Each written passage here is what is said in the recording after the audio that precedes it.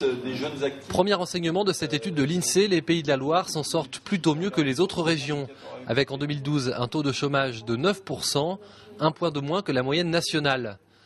La Loire-Atlantique et la Vendée sont deux départements moteurs en termes de développement économique, avec une baisse moins significative de création d'emplois par rapport aux autres départements, et notamment des créations d'emplois à la hausse dans le secteur industriel. Un climat moins alarmant que d'autres régions et départements, mais un climat qui s'assombrit ces derniers mois. La région des Pays de la Loire, qui a connu quand même ces 20 dernières années une amélioration de sa situation par rapport à l'économie nationale, reste quand même parmi les régions les plus favorisées d'un point de vue économique, avec un diagnostic économique les plus favorables au niveau national. Cela étant, la situation se dégrade quand même. À noter en Vendée, plus qu'ailleurs, une baisse significative dans le secteur de la construction. 14% de permis de construire en moins ont été délivrés pour le logement individuel, et ce malgré des taux d'intérêt historiquement bas.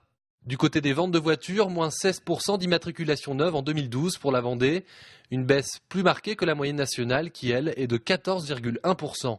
Et sans surprise, c'est le secteur de l'intérim qui subit de plein fouet cette période difficile, avec en Vendée une baisse de 18%, c'est le pire chiffre de toute la région. Les emplois intérimaires sont les emplois les plus précaires et donc ceux qui sont le plus rapidement, le plus facilement supprimés en cas de contraction d'activité économique.